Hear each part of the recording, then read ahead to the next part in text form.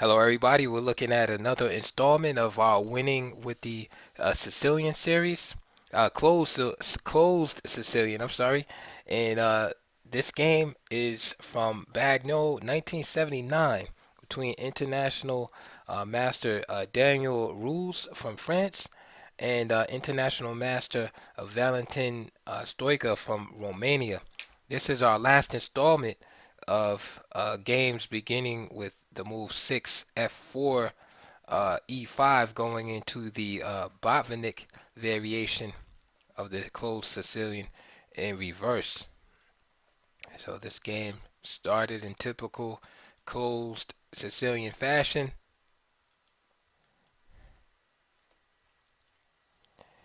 and we saw f4, and here it is, the start of your very ultra solid uh, d4 lockdown.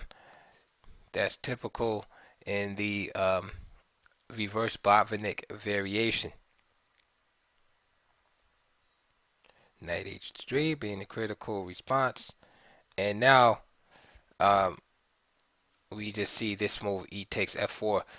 In the first video, the first video in this variation, I discussed some of the downsides of black in this variation, how sometimes this dark square bishop being blocked behind these pawns will become a liability. And that, I said, one of the ways he often deals with this is by trading on f4 and freeing this bishop up. And this is what we see in this game. Okay, we saw uh, some different responses in the previous games. For instance, Spassky and Hort, we saw knight g7, uh, followed by castle and knight d4. We also saw Balashov Illich, where again we saw knight ge7, but instead of knight d4, we saw castle. And in both cases, we saw white with the breakthrough move f5, often coming in the form of a pawn sacrifice, giving access to these light squares. Then at some point, bishop being able to come to e4. And again, the committal nature of black on the dark squares conversely makes the light squares weak, and this is obviously where a lot of attacks will come from. However, in this game, black decides to take care of his problem bishop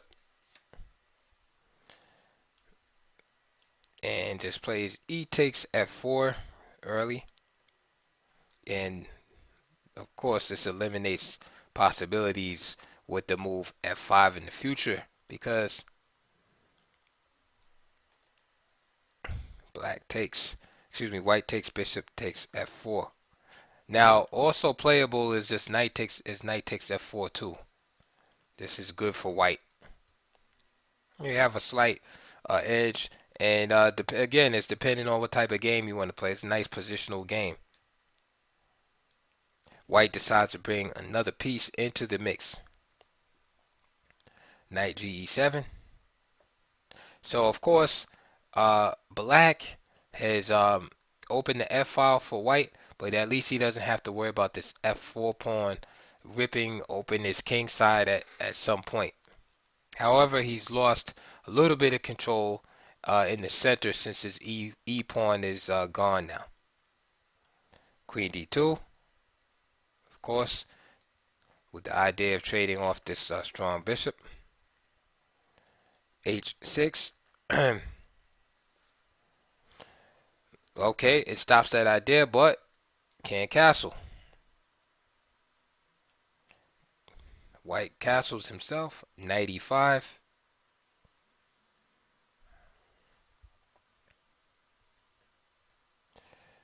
This move has been tried also by Sergei Kudrin, just g5, just hitting the bishop right away against none other than Julian Hodgson. And then the move knight e5, knight f2, castles, and then h4. Needless to say, that position unbalanced, to say the least. So knight e5 here, king h1, and now bishop d7. And here, black is going to just try to lead the king, just hanging out for a little while, and attack on the queen side. The old school plan, b5, etc. Rook a e1. And again, there's no direct threat here, but it's, the red light should be flashing, okay? Because white has just such a strong position in the center. b5. Nobody's fearing b5. Knight d5. Knight takes, e takes, and now again you have this direct opposition now, and now things are looking looking kind of drafty for the black king. And also it's a small fee to pay, right? Okay, so what? White has double pawns, right? This is a positional deficit here, but who cares if black gets destroyed in the middle game? All right, now he has two, pretty much open files to attack, right? The use of the rooks, are very important here. Okay. Now he plays the move g5. Bishop takes e5. Bishop takes e5. And now b4. Okay. Okay, obviously undermining the defense of this pinned bishop here. So any kind of move like c4 or c takes b4 will lead to the simple move d4, winning the bishop.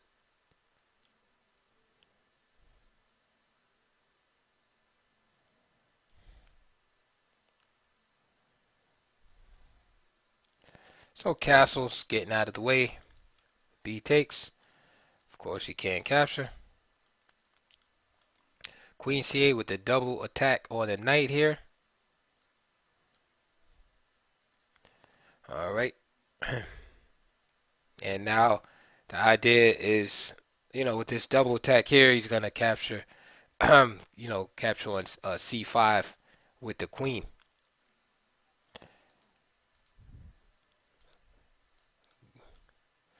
Beautiful move. Right, just going after the king. Figuring, you got these two rooks beautifully placed. Why not open up and then bring your rooks up to the fourth rank and then close the deal? Rook takes e5. Right. And why I get rid of that bishop is because now after queen d5 check, so for example, if queen takes g5 check, like many of you would play out there, then he has this defense where he can still hold on. Instead, he just eliminates a potential bodyguard for the king. And now if he takes here, d takes, things get very simple all of a sudden. Again, I've been emphasizing this throughout this whole video series, is that when you eliminate that dark square bishop, look to exploit the holes that are left. Real simple chess concepts, but we forget them from time to time. But you see how simple things are. Like when you think in those terms, the combinations become easy to find. You just think of moving defenders and exploiting like weak squares and stuff. It's easy to find a move like rook takes e5. And you can see how simple it is, because there's nothing defending the dark squares. And that's a major motif. It's getting rid of that dark square bishop, especially after the king side has been weakened via a fianchetto or even a move like h6, sequence like h6 and g5. This is why during the game the rook was not captured. Instead, f6 was played. So now rook e7. Okay, Now there's the thread is renewed just to take here. The idea is again based on this square in G5. So um, let's just make a nonsense move there. Here's the idea: rook takes, and just winning.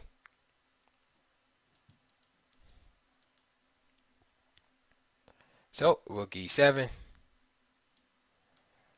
queen to D8, C takes D6, bishop E8. Of course, black is just busted here. Sorry, bishop H3 was played first.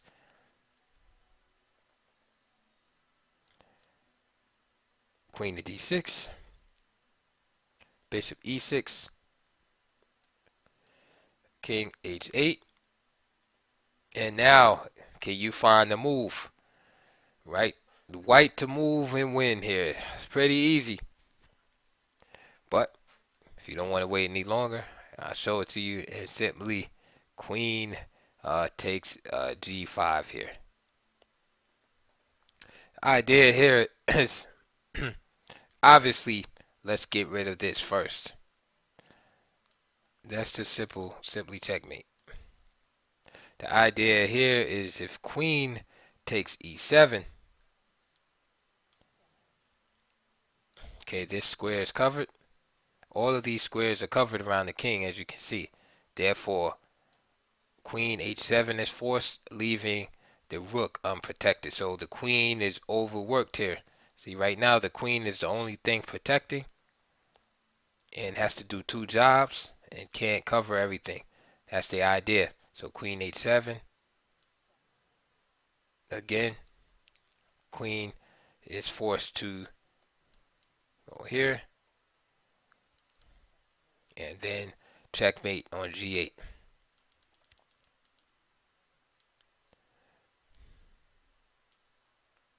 The other variation is, of course, I just showed you if F takes G5, then just simply rook takes F8 check. So, beautiful game by international master Roos. And again, hope you enjoyed that. Please like, subscribe, check the links below. I always leave links to the openings that we're talking about. Please donate if you can, and I would appreciate it very much. So that is the end of our survey on move 6, F4, and E5. We got one more major variation, and I think this is the main variation, like the major variation that we're getting ready to get into, and that's 6, F4, E6. So not the Botvinnik variation, but more solid reputation that you see most if you play the move F4. So again, just another nice game played here by White. This is just dubious here. This whole play by Black. I really can't say too much about the position here. Just getting stuck in the middle with the king like that. But it happens, to illustrate, and just took some good sacrificial play by Black, excuse me, by White to make it happen. So this is one of those downsides of playing this move, E takes F4 here, is that the open F file can become pretty dangerous. And then we saw H6, and maybe again G5, but again we saw Black have to pay for G5 at the end. Okay, so that does it for this video. I hope you enjoyed, and I will see you on the next one.